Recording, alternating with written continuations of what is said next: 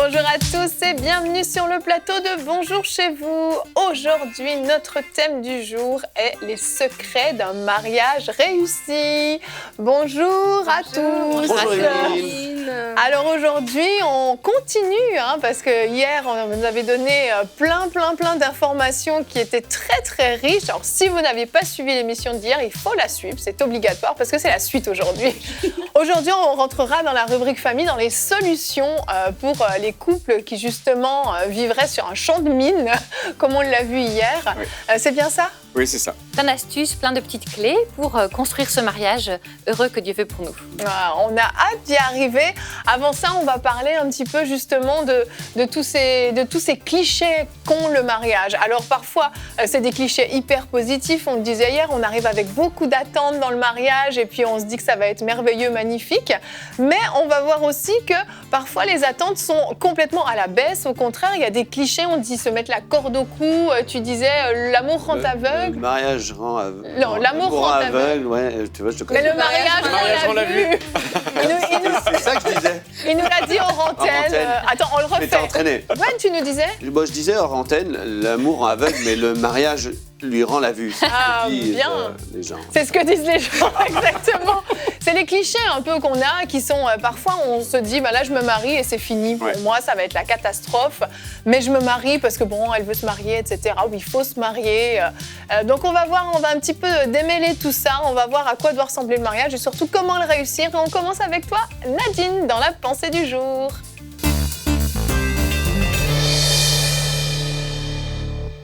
Alors aujourd'hui, on parle d'un mariage réussi, des critères ou en fait comment arriver à avoir un mariage réussi. Et le titre de ma pensée, c'est « Oui, je le veux ». Oui, je le veux parce que vous qui n'êtes pas mariés, vous avez hâte de dire « Oui, je le veux ».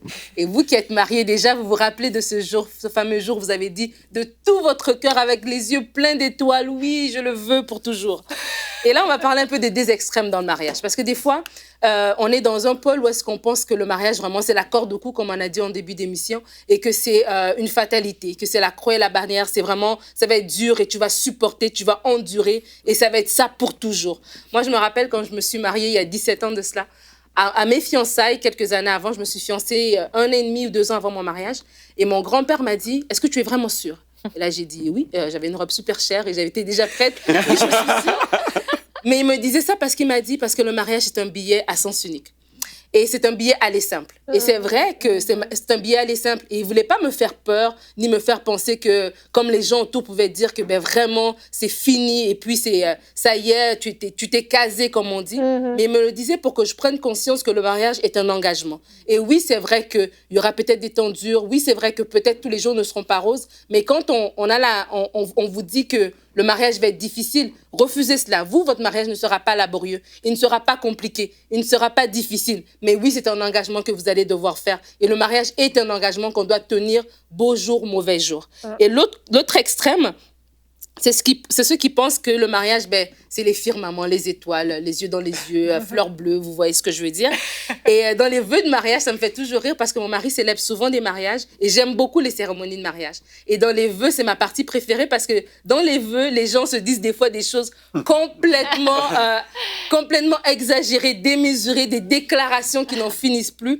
On se promet bien des choses parce qu'on est romantique, on a une idée très romancée de la vie à deux. Et ça me fait rire parce qu'une fois, quelqu'un m'avait dit, le mariage, c'est le seul endroit où est-ce qu'on te donne le diplôme avant que tu fasses l'examen. Parce qu'habituellement, on fait les cours, après on a notre diplôme à la fin, mais dans le mariage, on reçoit un certificat de mariage et toute notre vie, on fait des classes. Des fois, on redouble, mais on fait nos classes. Et vraiment, ça aussi, c'est une autre façon de voir, mais c'est bien beau de faire les vœux. C'est bien beau de se dire, je t'aime, tu me fais ton cœur, mon cœur bat et tout ça. Mais ces vœux auront de la substance quand ils vont être basés sur une constance, la stabilité. Ces vœux-là, c'est bien beau de les avoir dit, mais après, il faut les vivre au quotidien. Et le mariage ne commence pas cet après-midi, ce dimanche après-midi ou samedi après-midi ou vendredi à la mairie. C'est après, quand le décor a été démonté, quand la robe a été enlevée, quand les chaises ont été rangées, quand le DJ est parti, que vous êtes tous les deux dans votre appartement, que là commence le mariage. Et il faut appuyer nos vœux, justement, toutes nos belles paroles, par de la stabilité et de la constance. Et au final, quel est le bon équilibre à avoir? Alors, je vais vous partager une petite tranche de vie. Je vais vous parler de ma carte, nos faire-part quand on s'est mariés. Le verset qu'on avait utilisé, c'est Cantique des Cantiques 8, verset 7, qui dit que les grandes eaux ne peuvent éteindre l'amour et les fleuves ne le submergeront pas. Parce que c'est ça, en fait. Il y aura des moments de tempête, des fois, il y aura des fleuves, mais votre amour va résister. Votre amour ne sera pas englouti parce qu'il va arriver vers vous. Et c'est cette attitude de cœur et de pensée que vous devez avoir quand vous rentrez dans votre mariage. Votre mariage est unique, votre mariage est à vous deux.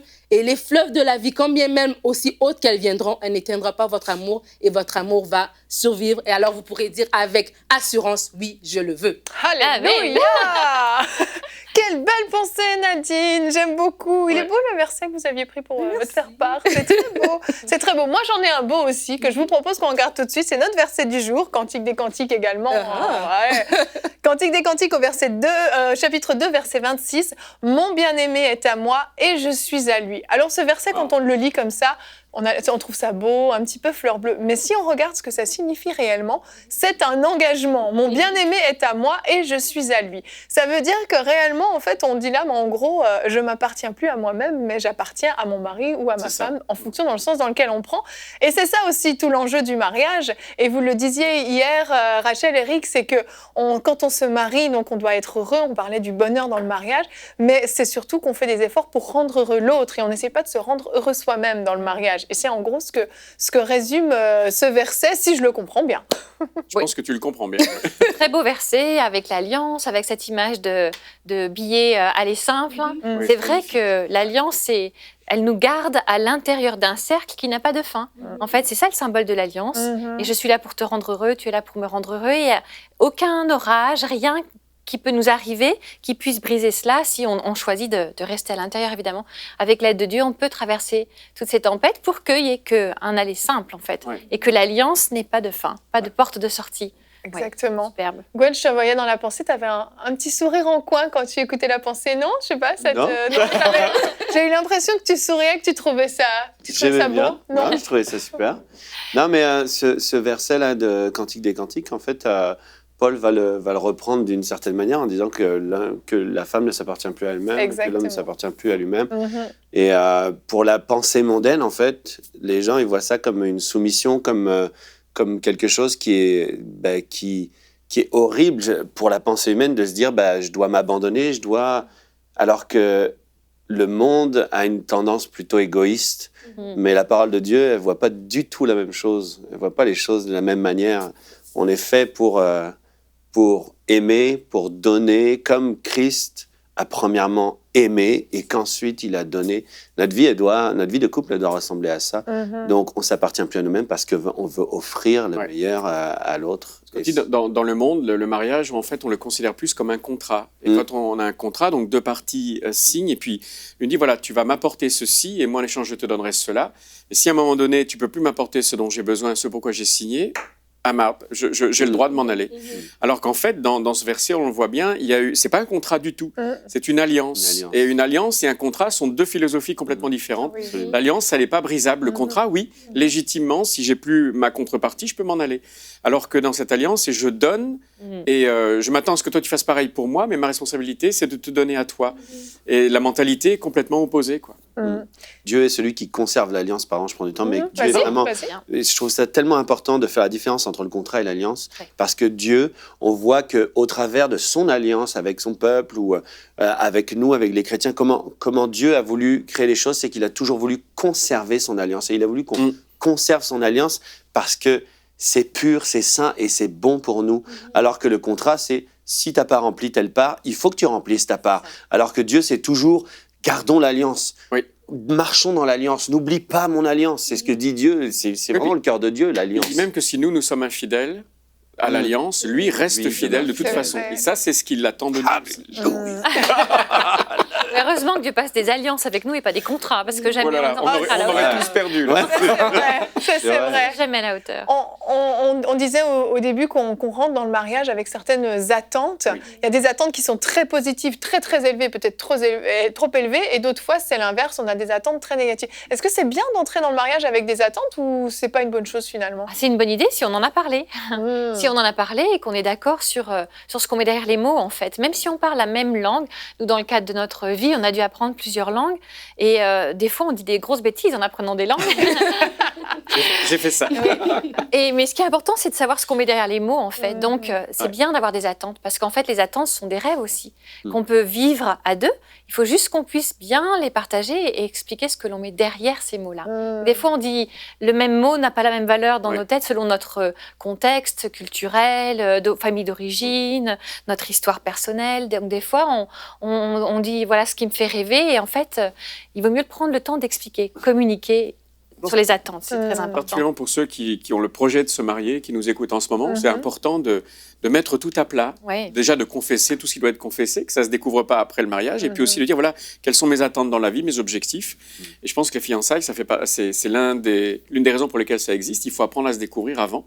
Et après, voir si nos attentes sont alignées et si on met les mêmes définitions derrière les mots. Et puis ensuite, voir si on veut se lancer dans ce projet de vie qui est à sens unique, dans le sens où il n'y a pas de billet de retour. C'est une aventure extraordinaire. Oui, Ouais. oui.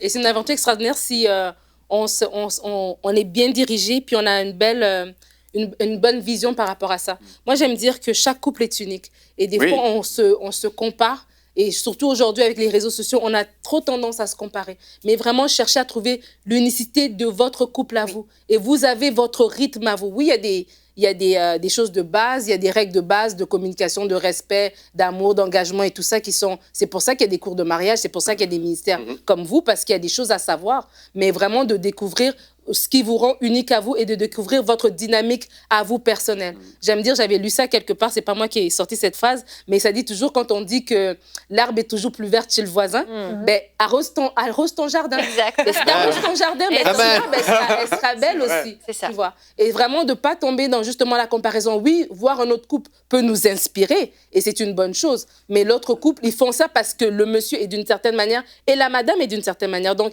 ils se répondent l'un à l'autre. Et vraiment de chercher à trouver votre unicité, de chercher à trouver votre rythme qui est unique et de valoriser cette relation. Et ça va vraiment permettre à ce que votre mariage puisse s'épanouir. Oui. Une phrase que nous on dit souvent, c'est chacun doit écrire sa symphonie. Oui. Donc c'est exactement ça. Au niveau du couple, au niveau du mariage, la sexualité, etc.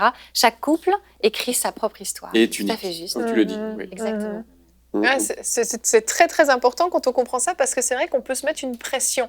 Comme tu dis, alors que ce soit les réseaux sociaux ou juste notre entourage, on a tous un peu un couple qu'on modèle un Oui. petit peu et puis on se dit ah si seulement on était comme ça. Puis souvent même on va reprocher à notre conjoint Voilà. de pas être comme un tel ou un tel. Regarde comment il traite sa femme, regarde comment il traite son mari, etc. Pourquoi tu fais pas ça? Et c'est vrai que il y a des standards qui doivent être quand même les mêmes chez tous les couples, des choses de base. Mais effectivement savoir que on n'a pas la même personnalité, on n'a pas les mêmes traits de caractère, on n'a pas le même vécu et on ne peut pas s'attendre forcément aux mêmes choses avec la même rapidité aussi. Je pense qu'il y a des Tout à choses fait, qui sont des processus, qui prennent du temps et puis il faut aussi, ça remet de patience, je pense, dans le mariage. Il n'y a rien de pire que la comparaison. Hein. Mmh. Quand on compare, on est toujours perdant. C'est vrai. Quelle que soit l'approche et de n'importe quel côté qu'on soit. Elle est Donc, toujours négative. toujours négatif, il n'y a rien de pire que la comparaison, ça c'est sûr que... En plus, on ne voit pas le parcours des gens. L'envers du décor Voilà. aussi. Ouais. C'est Des ça. fois, les gens nous disent « Oh, on voudrait un couple comme vous », mais notre couple, ce qu'on a atteint avec notre couple est à portée de tout le monde. Il suffit juste de travailler. En fait, nous, ça fait 28 ans, 30 ans même, qu'on travaille tous les jours. Et l'investissement est unique et individuel par rapport à chaque couple. Il suffit en fait de le vouloir, en fait, d'en avoir envie. J'espère qu'on va vous donner envie d'avoir un couple heureux, en fait. Et surtout pas idéaliser des couples, projeter une image parfaite sur eux, parce qu'en fait, le couple parfait, ça n'existe Ça pas. n'existe pas. Personne n'est parfait. Tout le monde a un envers du décor où on doit travailler sur soi, ou quand les chaussettes traînent, ou qu'on se réveille le matin, on a une mauvaise haleine, etc. Ça, c'est la vérité aussi. C'est vrai. Et il faut travailler tous les jours sur soi-même et sur notre couple. Donc, n'idéalisez pas de couple à la Facebook ou à les réseaux sociaux où on met que les photos où tout va bien, parce que c'est un immense mensonge. C'est vrai qu'il y a des moments où on va bien, heureusement, mais un couple, c'est une intentionnalité quotidienne. On se dit, c'est pas parfait, on a encore du travail à faire, on est marié depuis 28 ans, mais on a encore du boulot. Ouais. Et c'est très bien comme ça, en fait, il ne faut jamais s'arrêter. Sinon, on s'ennuierait. Mais oui, Donc, ne vous découragez pas, quoi. Ouais. On va faire la rubrique famille dans quelques minutes. On va s'adresser quand même principalement aux couples mariés qui sont déjà dans des situations. Mais rapidement, il y a des célibataires qui nous écoutent et qui ont peur justement de peut-être rentrer dans le mariage de la mauvaise façon. Vous qui avez des fils qui sont maintenant grands, qu'est-ce que vous leur avez dit avant de se marier? Alors, c'est sûr que vous avez dû leur dire tout un tas de choses qu'ils l'ont vu au quotidien. Mais c'est quoi l'élément clé que vous leur avez dit pour réussir leur mariage? Mariez-vous pour les bonnes raisons. Oui.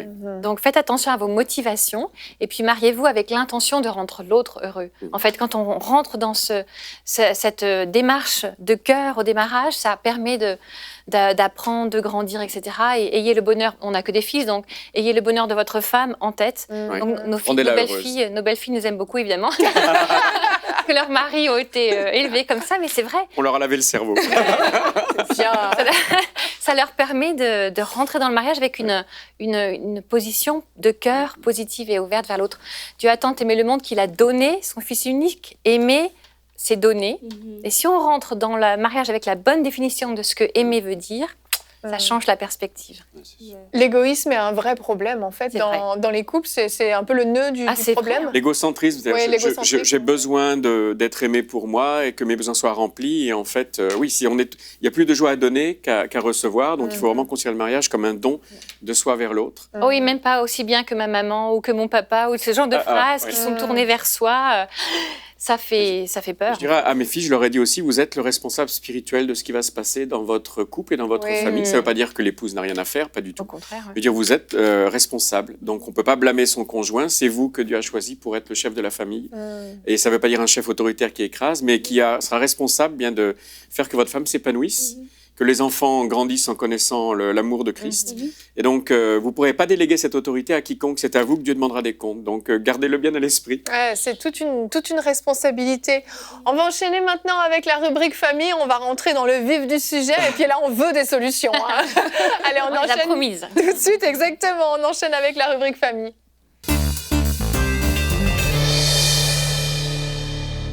Donc, le titre de votre rubrique, comme je le disais hier, c'est « Ils vécurent heureux et eurent beaucoup d'enfants ». Et ça, c'est tous, on se dit « Waouh !» Mais dans le quotidien, souvent, c'est un petit peu plus compliqué. On l'a vu hier.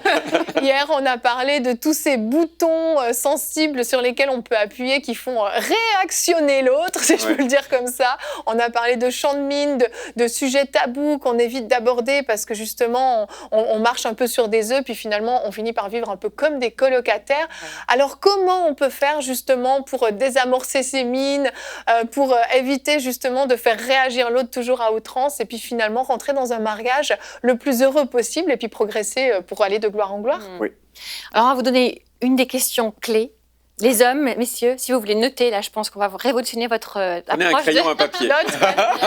Quand vous venez de marcher sur une mine et que votre femme, elle est sans dessus-dessous et qu'elle pleure dans un coin ou qu'elle est très fâchée et que vous ne savez pas quoi faire, vous lui dites « Qu'est-ce que je peux faire pour toi juste maintenant? De quoi tu as besoin de ma part juste maintenant ?» Et vous allez voir, elle va fondre. Ou alors elle va vous dire j'ai besoin que tu me laisses tranquille pendant 20 minutes. Mais ça peut arriver aussi. Quand on ne sait plus quoi faire, quand on ne sait plus quoi dire, demande à l'autre qu'est-ce que je peux faire pour toi juste maintenant. De quoi tu as besoin de ma part pour qu'on puisse reprendre le dialogue. Ça va être. Parce qu'en fait, en tant qu'homme, quand on l'a expliqué, on va essayer de réparer immédiatement, mais on ne va pas aller chercher à l'origine de ce qui s'est produit. Et puis notre solution n'est peut-être pas, ou souvent n'est pas ce dont notre femme a besoin.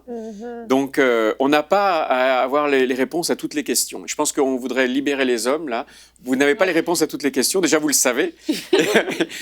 Donc, on va vous libérer d'un poids. Et vous avez le droit, mesdames, ils ont le droit de vous dire « je ne sais pas ». Par contre, ils ont aussi le droit de vous dire « de quoi tu as besoin ». Qu'est-ce que je peux faire, comme tu l'as dit. Et c'est légitime, donc ne vous offusquez pas qu'ils ne comprennent pas juste parce qu'ils vous aiment. On le disait aussi, c'est pas parce qu'on aime qu'on va tout imaginer, comprendre immédiatement, deviner. Vous le savez, mesdames, les hommes, on n'est pas aussi sensibles émotionnellement. On a besoin d'apprendre, il nous faut du temps. D'explication.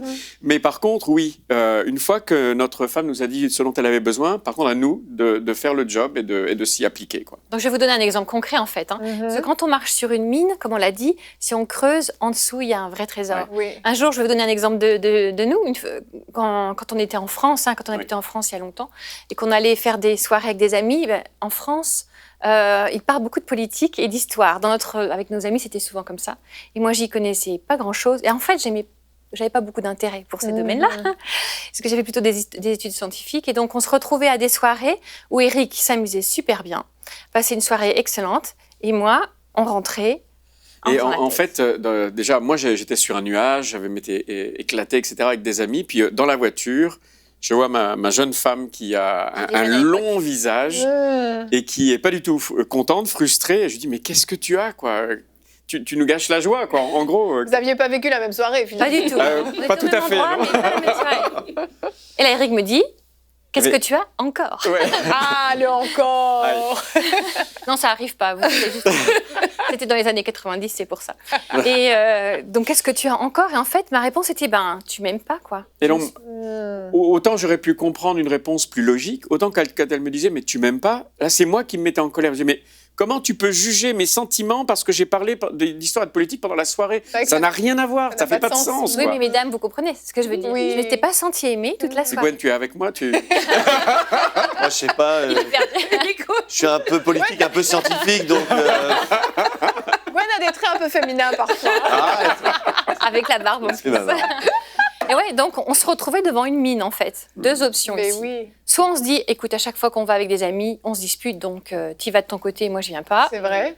On évite la mine, on en fait un tabou, comme on en parlait hier. Et c'est triste parce qu'en fait, on s'éloigne. Oui. On laisse un vide entre nous deux. Là, moi, je sentais un deuil s'installer parce que je me suis dit, moi, je ne suis pas marié pour qu'on passe des soirées, moi, avec mes copains et elle avec ses amis. Oui. Ouais, Il y a c'est un truc triste. qui ne va pas. Et je sentis une tristesse entrer immédiatement. Quand elle a prononcé la phrase, je me rappelle avoir senti une tristesse qui s'installait. Ouh là là, je me suis dit, mais non, mais ça, c'est pas ce que je veux, quoi. Ou alors on creuse, comme si on avait une carte au trésor et on trouve un trésor. En fait, dans ces moments-là, j'ai besoin de me sentir la plus importante dans la vie de mon chéri. C'est un besoin d'oxygène. C'est pas négociable, ça s'explique pas. Oui. Je peux pas le changer, c'est comme ça. J'ai besoin de me sentir la première dans sa vie. Donc on a commencé à discuter. Eric m'a dit, donc, Est-ce que tu veux que je t'invite dans la discussion en te posant des questions sur l'histoire, la politique, la géographie et autres ? Non. il y a Comment un tu as dit verset. Je suis une femme, moi aussi. Il y a un verset dans la Bible qui dit, et je ne vais pas le citer exactement, mais qui dit « L'imbécile, quand il se tait, passe pour sage ». Voilà, c'est mon verset ces soirées. Tout à fait. Non, surtout, tu me poses Ce pas de serait le pire, en fait. Non, alors Eric a dit « Donc, tu veux que j'arrête de parler ? Tu veux plus que je parle de ce sujet-là ?» Et là, moi, j'ai paniqué en posant la question. Je me suis dit, mais si on va plus dans des soirées où on peut avoir du fun comme ça, je me dis, ça va devenir quoi, nos soirées ? Pas du tout, moi. Je peux écouter Eric toute la soirée. Je suis très fière de tout ce que Eric sait. C'est tout sur tout. Ah, Donc, au je moins. peux écouter toute la soirée. Non, c'est pas ça. Quelle est Voyez- la solution, là ? Moi, j'ai le Ouais, suspense. Ouais, c'est ça. Parce que moi, honnêtement, On fait quoi ? j'aurais dit, on fait plus de soirée. C'est vrai, Ouais. ça paraît logique. Ben oui, donc soit on fait plus de soirée, soit on creuse. Et comment est-ce qu'on creuse ? En discutant. Le besoin, c'est que j'ai besoin de me sentir la plus importante. La solution, c'est quoi ? C'est on en discute tous les deux. Et on est arrivé à la conclusion que quand on est dans un contexte comme ça où je ne vais pas prendre part à la conversation, eh bien, j'ai besoin que... Bon, vous allez tout savoir, vous le dites à personne, on n'est qu'entre nous. Bien entendu, bien entendu. Ça sortira pas du studio. Voilà, c'est ça. Quelques millions de personnes. Donc, vous pouvez nous observer quand on est dans un groupe, vous verrez que c'est vrai. Si on n'est pas ensemble, j'ai besoin qu'Eric me regarde de façon amoureuse de l'autre côté de la pièce. Et si on est à côté, j'ai besoin qu'il me touche, en fait, qu'il mette sa main sur moi, sans avoir besoin de parler, mais juste que je sache, qu'il sache que je suis là. Ah. Problème résolu. Waouh. Et ça a changé notre vie, c'est vrai, hein. C'est un exemple Quelle simple, idée. mais ça a changé notre vie parce qu'on est passé d'une mine qui aurait pu nous séparer Oui. à un vrai trésor. Maintenant même, j'aime bien ces soirées-là parce qu'en plus, maintenant Eric a perfectionné l'art, c'est-à-dire que il va se lever, venir m'embrasser, repartir. Toutes les autres femmes regardent en disant Ah, waouh. c'est sûr. Et du coup, tes copains te détestent parce qu'arrive Donc, à je la n'ai plus maison, problème résolu. En Enfin, vous voyez, comment est-ce qu'on passe Génial. d'une mine à un besoin résolu qui est un vrai trésor. Et souvent, le besoin a l'air d'être un détail ridicule. Là, comme être en soirée, on peut se dire, mais bon, c'est vraiment pas important. En Oui, fait, c'est vrai mais qu'on ça pourrait change la penser. vie. c'est pas un détail, ça peut se manifester comme un détail, mais le besoin en dessous est vraiment un trésor. Ma femme a besoin de savoir qu'elle est la numéro 1 dans ma vie. Ouais. Et pour un homme, bon, on va dire, bah, moi, je t'ai épousé, quoi. Si ça change, je te le dirai, mais je peux pas faire mieux, quoi. Mais en fait, c'est pas ça dont il est question. Il faut que ce soit ressenti du côté de Rachel, et je n'ai pas à justifier. Je dis, bon, choisis autre chose, les soirées, moi, je veux pas qu'il touche. Non, non, non, c'est pas moi qui décide, c'est son besoin à elle. Bien sûr, moi aussi, j'en ai, et la même règle s'applique vis-à-vis de moi, mais je dois respecter sa façon de voir son besoin rempli. C'est sa langue à elle, c'est pas la mienne. Donc, je vais pas lui changer ses règles à elle. Je dois m'appliquer et apprendre sa langue à elle. Excellent. Moi, je suis émerveillée. Je le dis. Hein. Donc, si après la conversation qui a suivi l'émission précédente, vous vous êtes retrouvés avec des tabous et des mines soulevées, ben, prenez-les une à une, sérieusement, en disant, écoute, qu'est-ce que je peux faire pour toi dans ces moments-là? Et vous allez voir que vous allez arriver à un moment où vous allez vous dire, waouh, en fait, c'était simple. En fait, c'était simple. C'est ça. C'est comme il faut démêler petit à C'est petit, ça. prendre Oui. le nœud au bout, et puis on y va petit à petit, Oui. en fait. Et n'arrêtez pas tant que la personne qui exprime son besoin n'a pas le « ça y est, on l'a trouvé ». Il ne faut pas s'arrêter à des demi-mesures. parce Ouais, pas de qu'en fait, compromis. Hein. Oui, et Ouais, puis ce ne sera pas d'entre-deux, satisfaisant. non satisfaisant, oui. Si vous avez vraiment besoin, par exemple, que dans la soirée, je me lève, j'aille toucher ma femme, je dis, il ne faut pas le diminuer. Si c'est un simple regard ne n'avait pas suffi, il ne faut pas s'arrêter là. On continue d'y travailler jusqu'à ce qu'elle me dise « ça y est, c'est bon, là, si tu fais ça, je me sens aimé Génial. ». Donc, on l'a. Voilà. Et une autre façon de bien déminer, c'est aussi de préparer à l'avance les potentielles difficultés et les potentielles disputes et tensions entre nous, en fait. Alors, ça, alors, vous le savez sans doute, hein, un couple qui s'aime, c'est pas un couple qui n'a pas de dispute. Mhm. Disons qu'il ne faut pas que les disputes deviennent sanglantes et que vraiment on se fasse mal. Mais Non. on peut avoir des disputes. Et en fait, la règle, c'est un petit peu ça. Quand vous vous rappelez tous, aux États-Unis, il y a quelques années, il y avait eu l'ouragan Katrina et qui avait tué beaucoup de personnes parce qu'en fait, les gens n'étaient pas prêts. Oui. C'est vrai que c'est pas quand l'ouragan est dans la ville qu'on va se dire qu'est-ce qu'on va faire pour s'échapper ou trouver un refuge. C'est trop tard. Voilà. Mais pour les disputes dans le couple, c'est pareil. Et nous, on croit vraiment qu'on ne va pas chercher à les éviter toutes, parce qu'elles peuvent être générer vraiment des bonnes choses. Mais il faut avoir des règles qu'on a préparées en amont quand tout va bien. Et ces règles, d'avoir un conflit juste ou une discussion juste, une bonne gestion de notre conflit, sans se faire mal, on va se décider de les appliquer quand on voit le conflit arriver. On va vraiment suivre ces règles, les respecter. En fonction de qui on est, les règles vont changer selon les couples. Comme tu as dit, les couples sont uniques. Exact. Donc les règles doivent être uniques et applicables au couple en question, mais il faut d'abord prendre du temps pour en décider avant. À quoi ça peut ressembler ces On va vous donner des exemples. Par exemple, on a choisi, nous, un petit mot qu'on appelle le mot d'urgence, le mot magique. C'est-à-dire que si jamais Eric fait quelque chose en public qui me fait de la peine, ou qui Ça me arrive fâche, jamais, hein, ça arrive jamais. ou l'inverse, et que je me dis, oh là là, tu m'énerves franchement, ou ça me fait mal ce que tu dis, eh bien, je vais dire un petit mot doux du genre mon chéri, mais c'est pas mon chéri, bien sûr. Je vous dirai pas le mot. On ne dira pas ce que c'est. Je dirai pas le mot. Mais c'est un petit mot que j'utilise pas normalement, et qu'on Ça lui va... met la puce à l'oreille. Voilà. Et en fait, je suis en train de lui dire, tout le monde a l'impression que je lui dis mon chéri, mais en fait, je suis en train de lui dire, arrête ce que tu fais là, ça me fait mal, il va falloir qu'on en parle. On ne peut pas régler nos comptes devant tout le Non. monde. Mais tu peux pas. Non, en général, c'est pas le moment. Qu'est-ce que tu fais là? Ouais, c'est ça. Vous avez tous pris le train, vous avez pris le métro, et vous savez qu'il y a une manette rouge ou un bouton rouge. C'est ça. Et en fait, c'est vraiment ça. C'est quand quelqu'un tire la manette, le conducteur dit pas oui, allô, c'est pourquoi. Non, Il arrête tout, quoi. Voilà, il perd le contrôle, il arrête et il fait confiance à celui ou celle qui a tiré la manette. C'est vraiment une urgence. On évite l'escalade, en fait. Voilà. Ouais. Et donc, en fait, si Rachel me disait ce mot magique, je vais pas lui dire, mais pourquoi tu as utilisé le mot Ouais, magique? j'ai J'ai rien fait de mal. Je lui fais confiance. C'est un choix qu'on a pris en amont. Et si elle l'utilise, je sais qu'elle ne joue pas avec. Je sais que c'est pas pour m'embêter. J'arrête ce que je suis en train de faire. Parce que mon objectif, c'est qu'elle est pas mal. Ben oui. Et après, par contre, on aura une discussion. Elle m'expliquera ce qui s'est passé, quoi. C'est Pour ça, je parce le que toi, comprenne. tu le sais pas forcément Non. à ce moment-là, mais tu sais qu'il faut juste, on change de sujet, on passe à autre chose. C'est ça. C'est plus efficace que le coup de pied sous la C'est table. plus efficace. Ça fait moins mal. Ça fait moins Oui, mal. voilà aussi, oui. Et puis surtout, ça fâche pas, puisqu'on est d'accord au démarrage pour Oui. que ce signal, en fait. Oui. Et alors, donc après, si vous allez tout savoir sur nous, après, quand on rentre à la maison, si on est vraiment fâché, on a le droit, on s'est donné le droit tous les deux de prendre 3 fois 30 minutes temps morts. de temps mort. Comme au basketball. Temps mort, là, je choisis de t'aimer, mais là, tu m'énerves, par exemple. Alors, en fonction de la Trois fois de gravité, temps mort. celui qui vient avec l'offense va dire soit je prends un temps mort, 30 minutes, 30 soit minutes. 2, soit vraiment c'était très grave, ça va être 3. Ah, et donc, là, l'autre fait aïe. Aïe. Et donc, on utilise ce temps pour être chacun de notre côté. Moi, je boude jusqu'à peu près 3 minutes de la fin où je prie un peu. Seigneur, change-moi de... Merci pour l'honnêteté, Rachel. Je boude pendant 1 heure. J'ai horreur qu'elle boude, mais 25. bon, j'ai pas le choix, donc j'attends. Je prie. Bref, toi, tu élimines la pression. Hein, et donc, ensuite, quand on se retrouve, l'avantage d'avoir fixé ce temps-là, c'est qu'on ne va pas laisser la journée se terminer sans qu'on soit réconciliés. Et la Bible dit que c'est important. C'est le Hein. meilleur des moments, c'est la oui. C'est réconciliation. la réconciliation, bien sûr. Oui, mais Il y en a qui font exprès, exprès pour ce moment-là. Juste pour la réconciliation. C'est On l'homme vous, a, qui dit ça. on vous a remarqué, on vous a vu. Il y a un verset dans Éphésiens qui dit qu'il ne faut pas se coucher sur la colère, parce que Ouais. si on fait ça, on donne une porte d'accès au diable dans notre mariage. C'est On n'a vrai. pas besoin, le mariage, ça peut des fois être suffisamment dur, on n'a pas besoin de son aide. Mhm. C'est pas un conseiller conjugal qu'on a envie d'inviter dans notre couple, absolument pas. Donc, quand on se retrouve après nos temps morts terminés, eh bien, on ne parle pas d'abord et on se donne les mains comme ça en vrai. Et on se regarde et on attend 1 minute ou 2 parce que, en fait, le fait de se regarder, de se toucher, ça déclenche de l'oxytocine dans le corps. Et l'oxytocine, c'est l'hormone qui nous lie un à l'autre. Et donc, ça décapite la colère, en fait. Et quand on est marié, l'oxytocine ne va être sécrétée que si c'est votre conjoint qui vous touche, parce que vos 2 corps font un, en fait. Waouh. Et je vous promets, si la prochaine fois que vous vous fâchez, ça n'arrivera sans doute pas. Oui, c'est bien. Bah là, Avec- je vais créer une dispute juste pour... Ça y est, Voilà. Ce soir, dispute, c'est clair. allez va, chérie. Tenez-vous t'attends bien les mains, tenez-vous bien les mains et attendez, et vous allez sentir le moment Ouais, ça. où en fait il y a un apaisement qui coule en vous. Excellent. Et c'est ce qui fait la différence entre souvent, soyons honnêtes, dans les disputes, j'ai envie de gagner. Mais oui, J'ai envie qu'elle me C'est toujours comprenne. ça le problème. Voilà. Mais oui. Le problème, c'est que si je triomphe de mon conjoint, on a perdu tous les deux. Mhm. Si mon conjoint est vaincu, notre couple est vaincu. C'est vrai. Et donc, en fait, c'est ce qui permet d'arrêter il faut que je gagne cette dispute. Et ça nous amène à chercher le gagnant-gagnant parce que je l'aime. Parce que c'est ma Quand même. femme. Oui, quand même.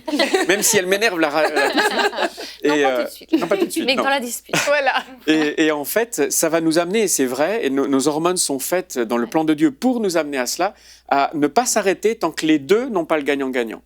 Et la clé, c'est que quand l'un a « ça y est, j'ai été entendu », si l'autre n'a toujours pas ça, il faut continuer de discuter, et même celui qui a été entendu doit s'engager à continuer jusqu'à ce que les deux se disent « ça y est, on l'a ».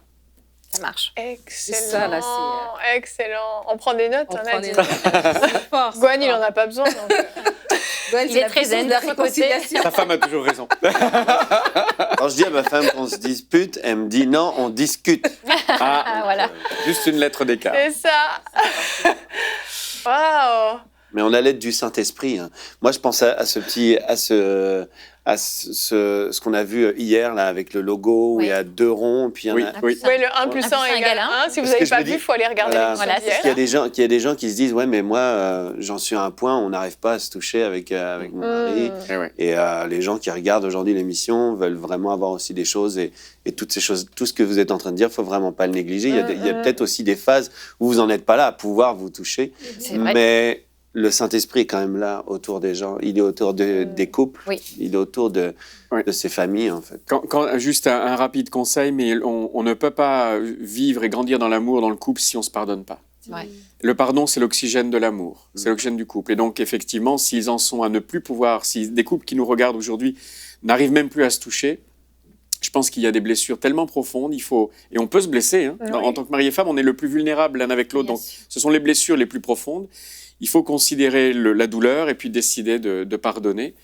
Ça ne veut pas dire ne pas comprendre ce qui s'est passé ou l'oublier, mais on veut reconstruire malgré tout, parce qu'on veut rester ensemble. Et le pardon, dans ce cas-là, on ne peut pas l'éviter, il faut y Ouais. aller. Ouais. Le pardon va permettre de construire la confiance à Oui. nouveau et donc de développer l'amour. Et en tout cas, si des couples en sont au point de ne pas pouvoir se toucher, eh bien, essayez de trouver de l'aide. Ne restez pas dans cette situation-là. Parce que Bloqué. comme tu l'as dit, eh bien oui, le projet de Dieu pour votre vie, c'est d'être heureux. Et on peut dépasser ces blessures, on peut guérir, en fait. Il n'y a pas de blessures qui ne peuvent pas être guéries dans le couple. Amen, amen. D'autres conseils encore? Parce que je vois le temps qui avance, mais moi, je... Ouais, on a presque à la fin. Je veux- Peut-être qu'on veut parler un tout petit peu du projet famille. On a pris Ouais. le titre Ok. pour vous faire sourire et le vécure heureux et eurent beaucoup d'enfants, mais quand même, je pense que ça vaut le coup d'en discuter. Mhm. Parce que c'est souvent des conversations des couples et des fois des sujets de tension et beaucoup de questions nous reviennent à ce niveau-là. Et comment on fait quand on n'est pas d'accord sur le nombre d'enfants et comment est-ce que je sais que je suis arrivée au dernier. Quand on a eu notre 5e, on se demandait un petit 6e ou pas. En fait, c'était moi qui avais envie d'un petit 6e. Donc, en fait, c'est vraiment... nous, on voudrait vous inviter à inviter Dieu dans la discussion. Le projet famille, c'est avec lui. Avec lui. C'est Dieu qui nous confie des âmes, les enfants. Des fois, ça se passe bien. On peut avoir des enfants tout de suite ou des fois, c'est plus compliqué. C'est vrai que c'est quelque chose où vraiment on veut inviter les couples à demander l'avis de Dieu. Parce que même qu'il nous laisse responsables, enfin, quelle que soit notre position sur ce sujet-là, peu importe, en fait. Il va nous confier des âmes et construire ce projet avec son opinion, ça vaut le coup. En discuter à deux, avec Dieu, ça va changer la famille. La question qu'on demande aux gens de se poser, c'est Seigneur, est-ce que notre famille est au complet? Et dans le dicton, il vit heureux beaucoup d'enfants. Il y a des couples qui n'ont pas d'enfants, ils peuvent être très heureux aussi. Absolument. C'est pas l'enfant la clé du bonheur. Absolument. C'est pas l'enfant la clé du bonheur, heureusement d'ailleurs. Oui. Et si on s'attend à ce que ce soit l'enfant qui crée le bonheur pour le couple, c'est un mauvais calcul. Parce que si le couple n'est pas heureux avant l'enfant, l'enfant ne va rien y changer. Donc il faut vraiment que le couple travaille sur lui. C'est le socle de la famille, c'est la fondation. Mais est-ce que, Seigneur, notre famille est au complet? Et puis je pense que le Saint-Esprit peut nous répondre et nous donne, nous c'est ce qu'il a fait pour nous, entre autres. On a senti qu'en fait au 5e, on était au complet. Donc notre projet famille s'est arrêté là. Et c'était très bien comme ça. Et comment on fait justement dans le cas où on a un couple qui est en désaccord sur ce point-là? Parce que la femme a un désir d'avoir d'autres enfants, le mari pas, ou inversement. Oui, ça arrive. Voilà, ils sont en face d'une mine. Oui. Ça vaut le coup d'en discuter, de savoir quelles sont les motivations. Pourquoi est-ce que tu en veux un de plus? Pourquoi est-ce que tu penses qu'on est arrêté? Seigneur, on va te demander, te poser la question. Et on attend la réponse de Dieu chacun de son côté. On la confronte, on la compare, jusqu'à ce qu'on sente la paix de Dieu dans le cœur de l'un et de l'autre. En fait, à chaque fois qu'il y a un conflit, c'est ce principe-là. Il y a un trésor en dessous. Voilà, systématiquement, il y a quelque chose de bon qui peut en sortir si on prend le temps de dialoguer, de s'écouter. Et ça part souvent en fait, des besoins de l'un ou de l'autre. Si j'ai bien compris, j'essaie de résumer. Oui, c'est exactement. ça. Yes, j'ai réussi. Exactement ça. Ce qui donne de l'espoir, parce qu'en fait, rien qui puisse nous arriver ne sera la fin de l'histoire. On peut toujours creuser, trouver le trésor, grandir. On est dans une alliance tous les deux, on a fait une alliance, on va y arriver tous les deux avec l'aide du Saint-Esprit. Même si des fois c'est dur, c'est sûr. Oui, bien sûr. Est-ce que vous voulez prier pour les couples avant de terminer? Je pense que ce serait bien les couples en difficulté qui nous ont écoutés et ils se sont dit « Waouh, ça répond à des questions, mais justement, là, on est allé tellement loin. Est-ce que je vais réussir à désamorcer toutes ces mines? Il y en a tellement, il me faudra 3 vies pour désamorcer toutes ces mines. » Est-ce que vous voulez bien prier l'un ou l'autre? Eric? D'accord, parfait. Merci. Eh bien, Seigneur Jésus, on veut te prier tous ensemble ici pour tous ceux qui regardent en ce moment cette émission et qui sont, comme on vient de le mentionner, dans une souffrance et qui se disent « mais nous, on ne va pas y arriver ». Eh bien, je voudrais vous dire, si vous allez y arriver, pas parce que vous êtes fort, mais parce que Christ est fort en vous. Et parce qu'avec lui, rien n'est impossible. On peut tout à fait confesser sa faiblesse et se dire j'ai l'impression que ça ne va pas marcher. Mais du moment que vous amenez ce problème à la croix et que vous demandez au Seigneur, que vous l'invitez à venir vous aider, il va le faire. Que vous puissiez retrouver de l'espoir parce que si vous le voulez, eh bien, vous allez réaliser que Dieu est du côté de votre couple et qu'avec lui, il y a toujours de l'espoir, qu'il est là pour vous secourir, vous soutenir et faire en sorte que vous puissiez passer de l'autre côté de l'épreuve. On a parlé de mines, mais Dieu veut transformer le mal en bien et c'est vraiment uniquement ce qu'on a apporté aujourd'hui. C'est que ces mines peuvent devenir des trésors, sont en fait des trésors qu'on n'a pas encore pris le temps de déterrer, de découvrir et de transformer notre champ de mine en un jardin d'Éden, comme Adam et Ève qui le cultivaient tous les deux. Eh bien, chaque couple a un jardin d'Éden à découvrir tous les deux, à faire fleurir, à faire grandir. Et Seigneur, je te prie pour qu'il y ait vraiment de l'intentionnalité dans tous ces couples, qui choisissent, ils ne vont pas laisser la vie décider pour eux, ils vont décider de vivre ce qu'ils ont choisi de vivre avec toi, en étant intentionnels, non pas une fois par an, non pas une fois par mois, mais vraiment tous les jours, de se dire on va travailler à notre couple, on va travailler à ce qui nous sépare pour qu'au contraire ça nous rapproche. Et tout cela on te le demande en ton nom, Jésus. Amen. Amen, amen. Un énorme merci à vous. C'était très, très enrichissant. Et j'avais prédit des pépites d'or. Eh bien, on les a eues. Merci beaucoup. Et je pense vraiment à la maison que vous avez été vraiment édifiés et encouragés à croire que oui, il y a une solution pour votre couple. Peut-être que votre vie est un champ de mine. C'est pas grave. Avec Dieu, vous allez pouvoir résoudre ces problèmes. Et si vous avez besoin de la sagesse d'en haut, vous demandez au Seigneur sa sagesse et il vous la donnera. Et vraiment, on déclare sur votre couple, sur votre situation, la main de Dieu vraiment, que Dieu vient désamorcer avec vous toutes ces mines, toutes ces situations compliquées et que vraiment la grâce de Dieu se pose sur votre couple et qu'il vienne restaurer toutes les blessures, tout ce qui a été cassé pendant toutes ces années, que le Seigneur vienne restaurer ces choses-là et que votre couple, oui, nous déclarons que votre couple est solide, qu'il est fort et que cette alliance est éternelle et qu'elle ne se brisera pas au nom de Jésus. Merci encore vraiment d'être venu. On va se retrouver demain, on continue, on ne s'arrête pas, on parlera de notre identité en Christ. Notre thème sera comment savoir qui je suis réellement et donc découvrir notre identité et on va voir que notre identité est très importante pour avancer dans la vie, dans tout un tas de choses, mais je ne vais pas tout dévoiler. Et donc, on se retrouve demain. Ne manquez pas l'émission de demain, ça va être encore très, très enrichissant. Merci de nous avoir suivis et bonjour chez vous.